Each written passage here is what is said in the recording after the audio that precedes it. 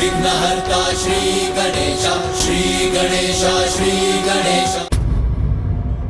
ये सारे असुर परास्त तो हो गए, किंतु अभी मेरी चिंता टली नहीं है।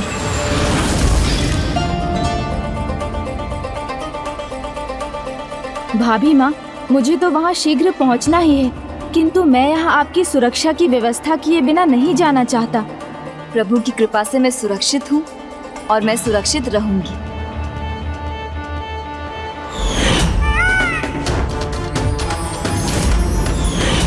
भ्राता के मयूर जी का पंख।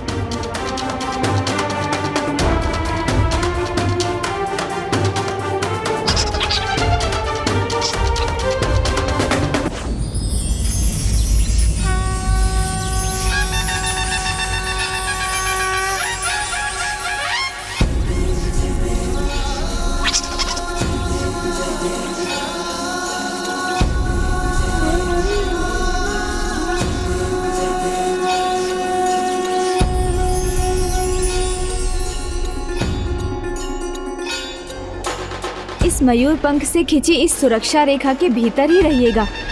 यहाँ आप पर कोई संकट नहीं आ सकता। इसके भीतर किसी भी प्रकार का प्रहार आपको आहत नहीं कर पाएगा।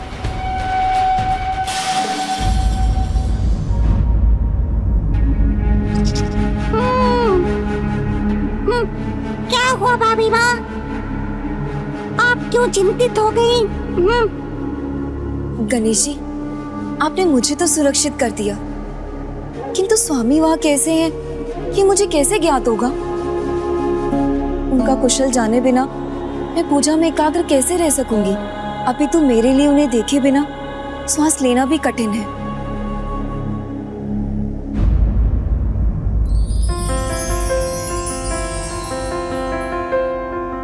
ये लीजिए, ये मयूर पंख भ्राता ने आपके लिए ही छोड़ा था।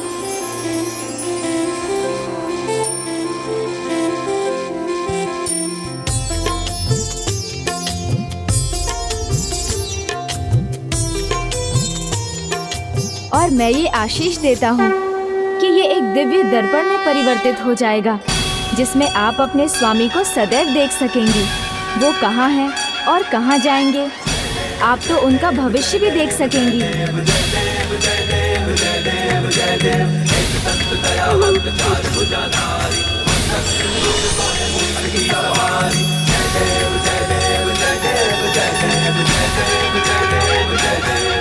अब मुझे आज्ञा दीजिए भाभी माँ।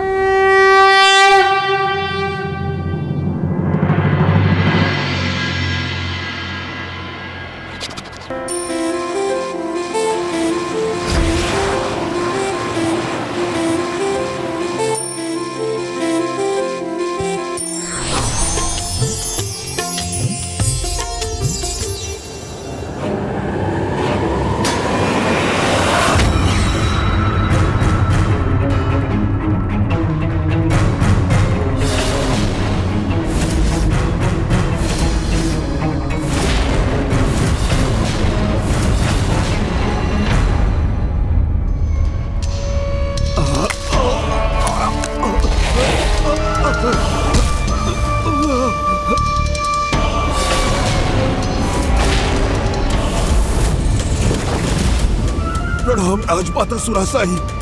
तुम्हें प्रहार हुआ है मुझ पर। ये किसने किया तुम्हारे साथ? माता सुरासाई, हमें क्षमा कीजिए, हम उसे नहीं ला पाए। कौन? किसे नहीं ला पाए? वो अत्यंत महत्वपूर्ण है। हमने उसे पकड़ लिया था, किंतु गणेश उसकी रक्षा के लिए पहुंच गए।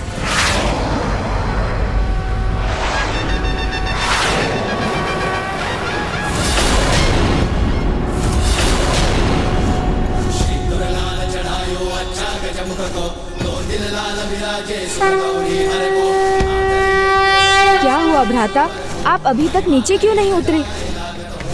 युद्ध भूमि में प्रवेश क्यों नहीं किया? तुम्हारे आए बिना हम कुछ भी कैसे कर सकते हैं प्रथम पूज्य गणेश? किंतु तुम्हें इतना विलंब कहाँ हो गया? देवसेना भ्राता, मेरा मतलब था आपकी देवसेना की सुरक्षा, ये सुनिश्चित कर रहा था। गणेश, देवसेना तो कब से यहाँ तत्पर है युद्ध के लिए। अपितु हम सब तो तुम्हारी ही प्रतीक्षा कर रहे हैं। विघ्नहर्ता गणेश जी की जय। विघ्नहर्ता गणेश जी की जय। हे प्रथम पूज्य गणेश, मेरा प्रणाम स्वीकार कीजिए और हमें सफलता का आशीष देने की कृपा कीजिए। भ्राता, मेरी शुभकामनाएं तो सदा आपके साथ हैं। किसकी बात कर रहे हो तुम? शीघ्र बताओ, कितने लोग हैं? कहां से आक्रमण कर रहे हैं? वो कार्तिकेय की सेना, उसे अकेला छोड़ महेंद्रपुरी की ओर निकल पड़ी है। अति विशाल सेना है और वो उत्साह से भी भरी हुई है। राजमाता, आपके शत्रु कार्तिकेय का आगमन हो रहा है। स्वामी कार्तिकेय आ नहीं रहे हैं, वो तो अत्यंत निकट है।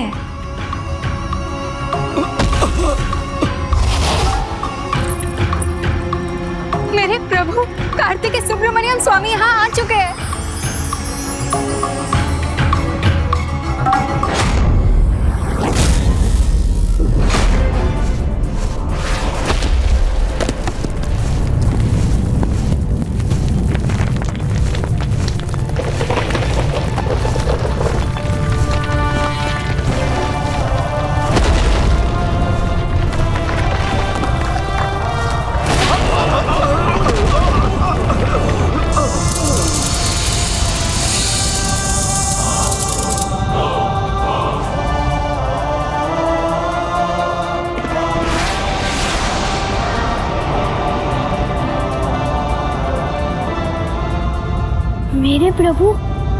मेरे प्रभु यहाँ आ गए।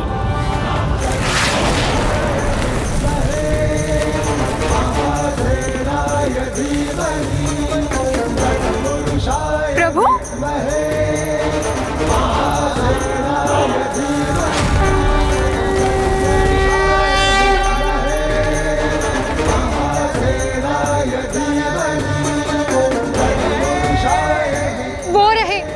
वो रहे मेरे प्रभु कार्तिकेय सुब्रमण्यम स्वामी।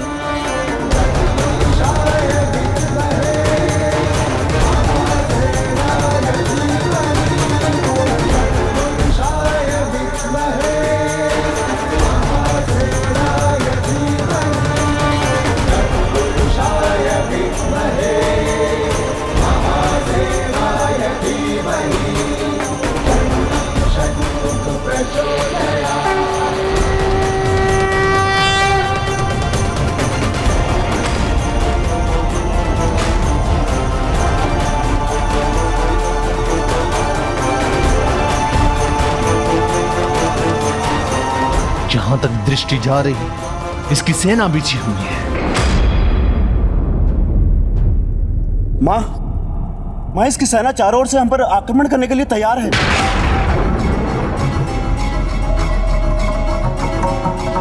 विशाल है, अति उत्साहित है, चारों ओर उचित है। मैं भी तो देखूं कैसा है ये कार्तिकेय और उसकी विशाल सेना।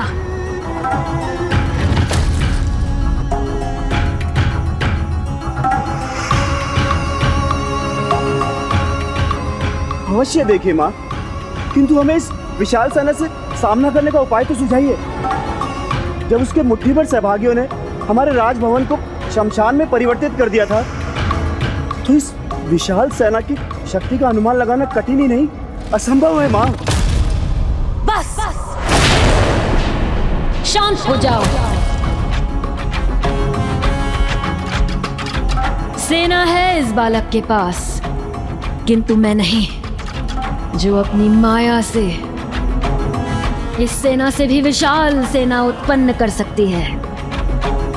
वो सेना जिसमें कभी भी किसी सैनिक की मृत्यु नहीं होगी। हमारे असुर सैनिक मृत्यु से सुरक्षित रहेंगे। फिर तो ये विशाल सेना भी धूल दूषित हो जाएगी। होगी, अवश्य होगी, क्योंकि मैं एक एक कर सभी असुर सैनिकों को पुनर्जीवित कर लूंगी।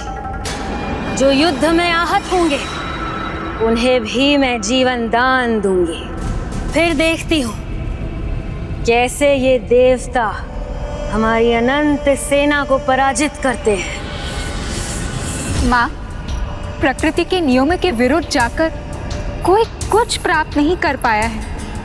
आपकी माया से असुर पुनर्जीवित होकर भी वास्तव में प्राणहीन रहेंगे। जिनके लिए अपने पराये में भेद करना संभव नहीं हो, वो तो कदाचित उन सर्पों के समान होंगे जो अपने ही शिशुओं को अपना आहार बना लेते हैं।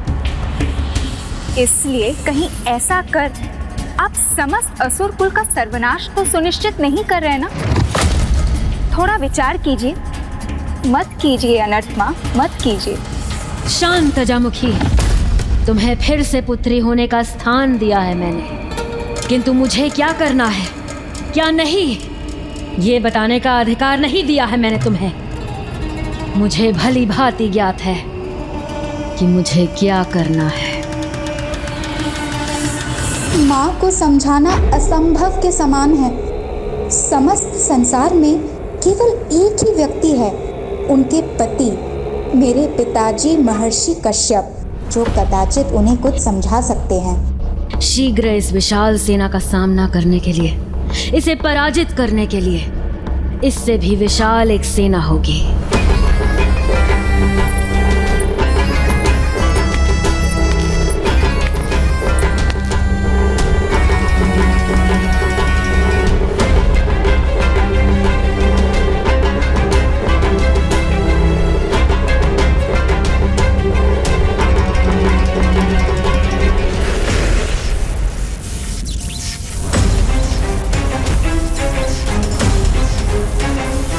रुको सुरासाई, रुको सुरासाई, रुको सुरासाई, रुको सुरासाई, रुको सुरासाई।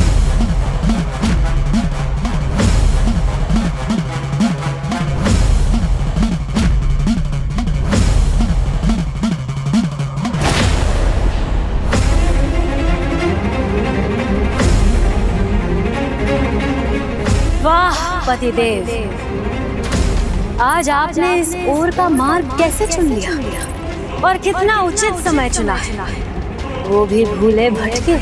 मार्ग से तो तुम भटक चुकी हो सुरासाई, घोर अनर्थ करने जा रही हो तुम, किंतु अब मैं यहाँ हूँ तो ऐसा होने नहीं दूंगा। रोकने आया हूँ मैं तुम्हें यहाँ।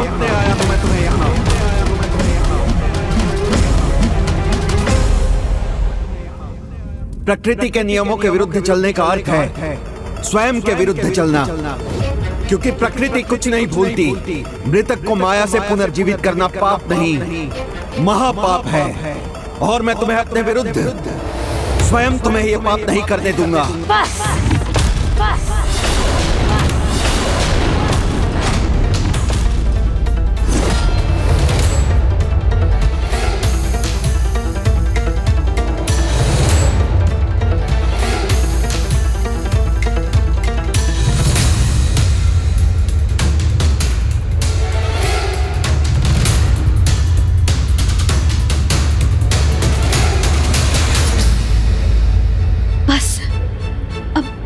कीजिए स्वामी।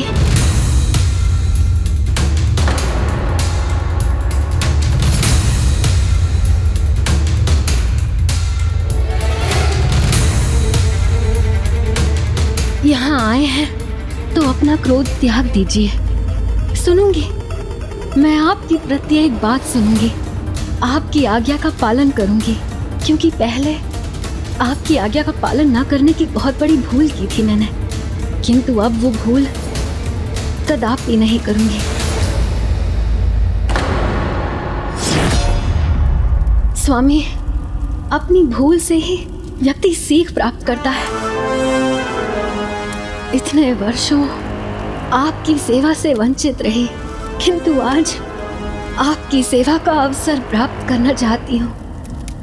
आपसे विनती है, मुझे मेरी भूल सुधारने का एक अवसर दीजिए।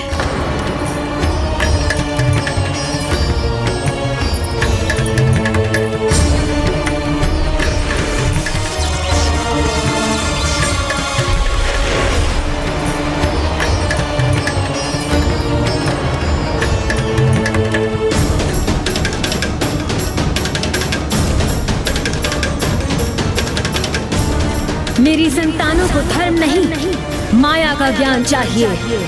मायाहीन ही सफल बनाएगी, अनेक ब्रह्मांडों पर विजय दिलवाएगी।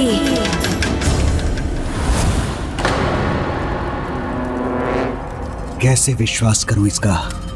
किंतु यदि कोई भूल सुधारने का प्रयास करे तो उसे एक अवसर देना तो हर किसी का धर्म है। पिताजी प्रणाम।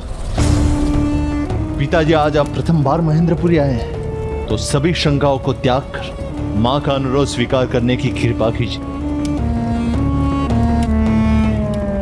हमें आपका उचित स्वागत करने की अनुमति दीजिए।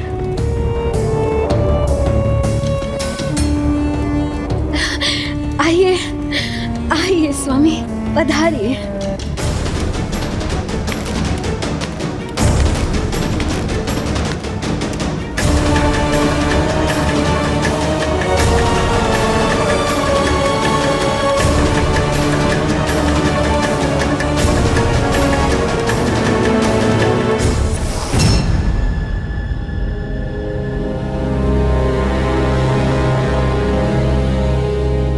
विचित्र बात है, बंद द्वार की ओर मुख कर किसके सम्मान में हाथ जोड़े खड़े हैं हमारे शत्रु। उनके सम्मान में असुर सम्राट जो परम ब्रह्म है, उनके सम्मान में जो बंद द्वार के इस पार से भी उन्हें दिखाई दे रहे हैं, जिन्हें सामने आने पर भी आप उन्हें देखने में विफल हो जाएंगे। उनकी महानता, उनकी महिमा आप नहीं पहचान सकेंगे।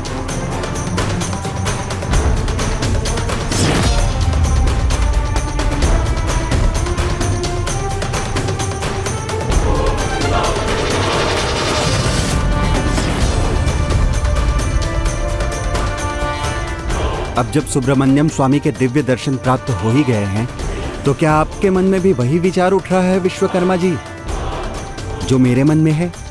हाँ धर्मराज, यही विचार कि स्वयं विघ्नहर्ता श्री गणेश जी और स्वामी कार्तिकेय के दूत वीर बाहु यहाँ आकर सभी बंदी बने देवताओं को मुक्त करा कर ले गए।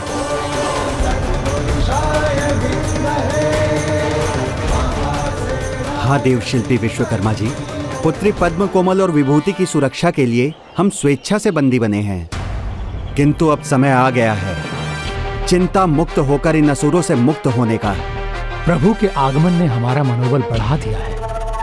प्रभु कृपा से हमारी पुत्रियों की रक्षा स्वतः हो जाएगी।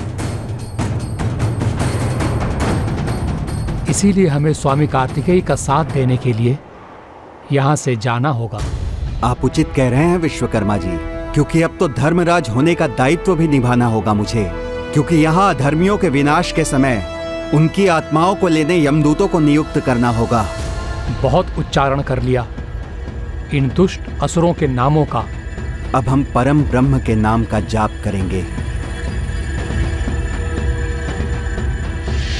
जय विघ्नहर्ता गणेश, जय सुब्रमण्यम कार्तिकेय स्वामी, जय विघ्नहर्ता गणेश, जय सुब्रमण्यम कार्तिकेय स्वामी।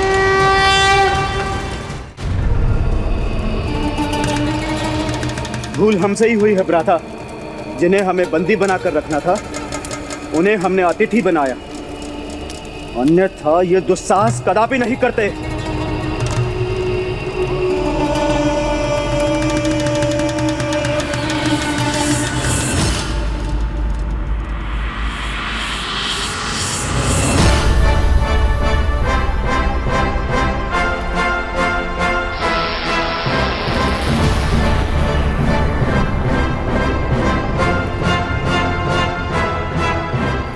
देवसेना, इन असुरों को लगता है कि वो भीरू होते जो धर्म पथ पर चलते, उनमें युद्ध करने का साहस नहीं होता। इसीलिए हमें देखकर ये अधर्मी आज अत्यंत आश्चर्यचकित हैं। किंतु फिर हमें ये धर्म युद्ध के पूर्ण नियमों का पालन करते हुए लड़ना होगा। आज सूर्यास्त से नहीं, अभी तो कल प्रातः सूर्योदय के साथ ये युद्ध आरंभ होगा। देव सेनापति सुब्रमण्यम कार्तिकेय स्वामी की जय। देव सेनापति सुब्रमण्यम कार्तिकेय स्वामी की जय। प्रभु, अधर्मी असुर नियमों का पालन नहीं करते, वो सूर्योदय की प्रतीक्षा कहाँ करने वाले हैं? प्रणाम सुब्रमण्यम कार्तिकेय स्वामी। प्रणाम विघ्नहर्ता गणेश जी। प्रणाम।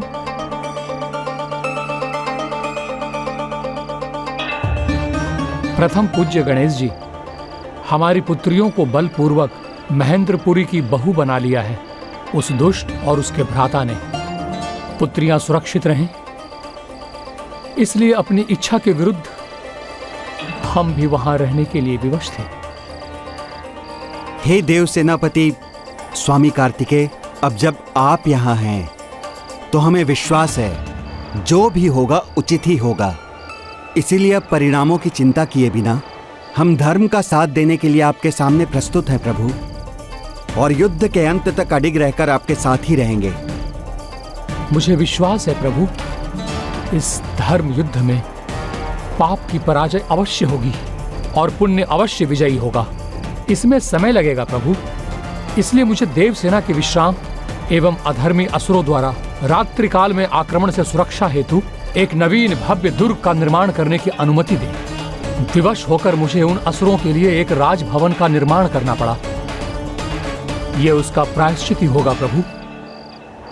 प्रभु सुब्रमण्यम स्वामी कार्तिकेय की जय। प्रभु सुब्रमण्यम स्वामी कार्तिकेय की जय। प्रभु सुब्रमण्यम स्वामी कार्तिकेय की जय। कीट समान देवता जो मेरे सामने हाथ जोड़ के खड़े थे, अब उसके आगमन से इतने उत्साहित हो गए, कदाचित मुझे ही वहां जाकर इन सब का वध करना चाहिए। फिर ना ये रहेगे ना ये इनका उत्साह, ना ही मुझे उस बालक कार्तिकेय की जय जयकार सुनना सहन करना पड़ेगा। ज्येष्ठ के आक्रमण का अर्थ है युद्ध का आरंभ। क्या कोई उपाय नहीं है उसे रोकने का?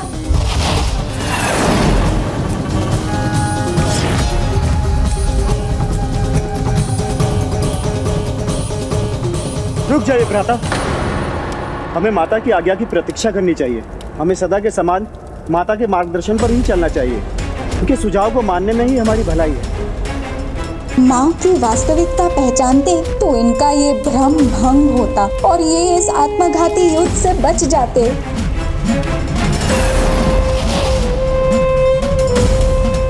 मां के आदेश की प्रतीक्षा करूंगा मैं, और यदि एक बार उन्होंने युद्ध की अनुमति दे दी तो इन सभी के प्राण हरूंगा मैं।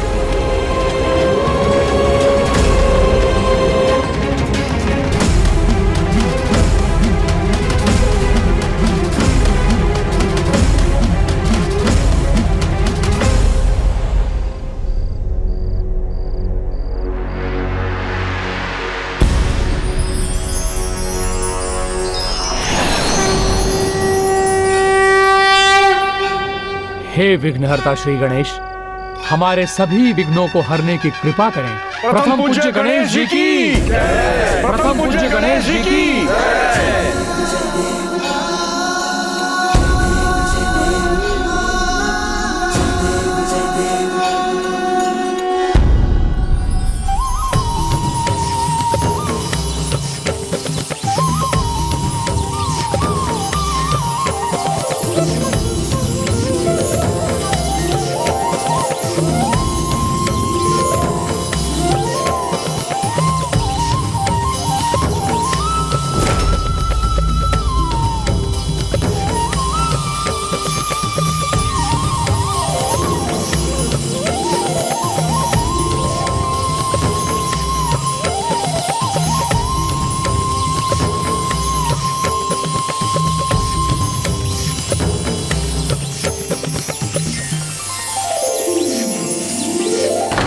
अपनी सेना के लिए दुर्ग का निर्माण कर रहे हैं तुच्छ देवता।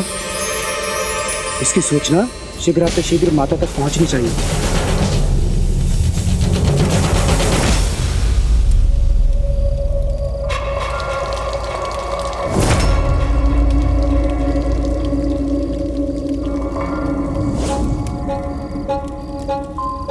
स्वामी, बड़े दिनों बाद आपके चरण अभिषेक करने का सौभाग्य प्राप्त हुआ है। मैं तो धन्य हो गई। ऐसा सेवा भाव मात्र दिखावा कैसे हो सकता है? कदाचित इसका वास्तव में हृदय परिवर्तन हुआ है। स्वामी, आपके चरण पहुंचने का सुख पाकर तो मैं और भी अधिक आनंदित हूँ। आपने यहाँ आकर मुझे धन्य कर दिया। अब तो इसका पान करना ही शेष है। स्वामी, अनुमति दीजिए। नहीं सुरासई, इसकी आवश्यकता नहीं है। आवश्यकता है प्रभु। आपके चरणामृत से ही मैं अपने अंतर में शेष बुराइयों पर विजय पा सकती हूँ। स्वामी, आप चाहते हैं ना कि मैं युद्ध में सफल हूँ, विजय हूँ।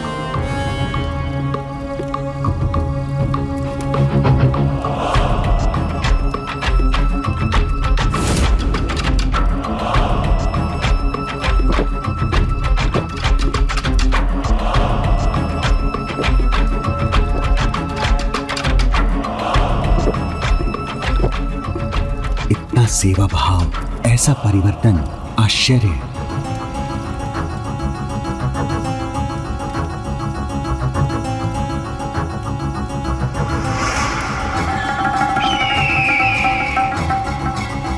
विश्वास कीजिए, आपकी अर्धांगिनी सचमुच अपनी बुराइयों को पराजित करना चाहती है। आशीष दीजिए मुझे, मेरे जो भी शत्रु शेष हैं, मैं उन पर विजय पा सकूं। अवश्य। विजयी भव, विजयी भव, विजयी भव, विजयी भव।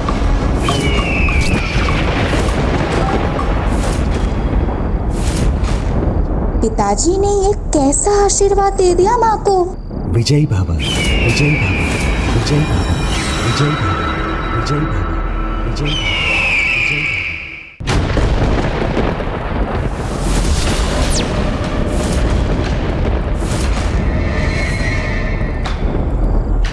विजयी भव, विजयी भव।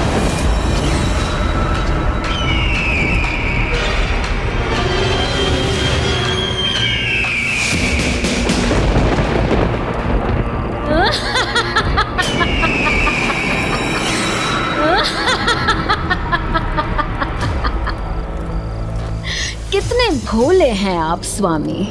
कैसे आपको ये संसार महान ऋषि मानता है।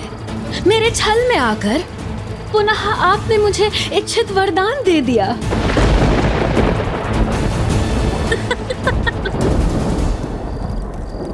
तो ये सब मेरी आओ भगत, मेरी सेवा, मेरी चरणामृत का पान करना, ये सब ढोंग था तुम्हारा? ढोंग नहीं पतिदेव, ये तो माया की माया है। देखिए, ये जल अभी भी यही है।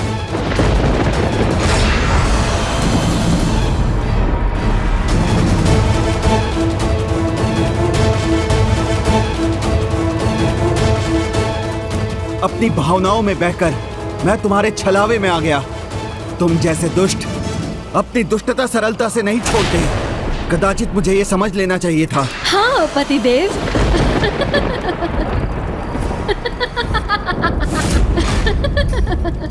आपको अवश्य समझ लेना चाहिए था पतिदेव। जिसने आज तक आपकी नहीं सुनी, वो अब क्या सुनेगी। सुरासई जो चाहती है वो पाकर रहती है।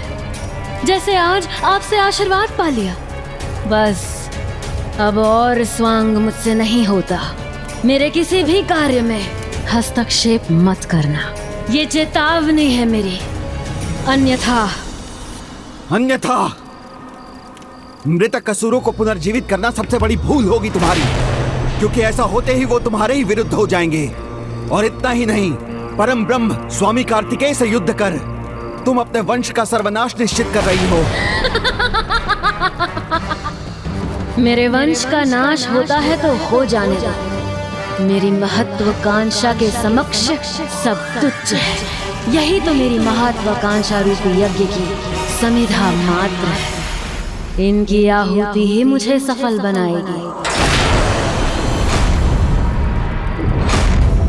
जिसके भीतर न ममता है, न त्याग, न अपनी संतान के प्रति कोई स्नेह, ऐसी माता को माता से और क्या अपेक्षा की जा सकती है। तुम अपनी स्वार्थ पूर्ति के लिए किसी का भी प्रयोग कर सकती हो। सत्य कहा आपने पतिदेव। प्रयोग करना ही मेरी प्रवृत्ति है। पिता की मृत्यु का प्रयोग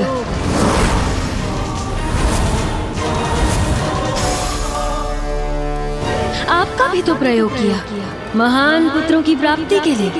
भूल गए किस तरह सेवा का नाटक करके मैंने आपको प्रभावित किया जिससे आप मुझसे विवाह कर सकें।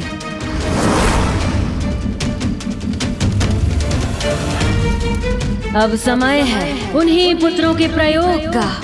मुझे स्वयं के साम्राज्य का विस्तार करना है और उसके लिए मैं किसी की भी आहुति दे सकती हूँ, चाहे वो मेरे पुत्र हो या पुत्र के पुत्र।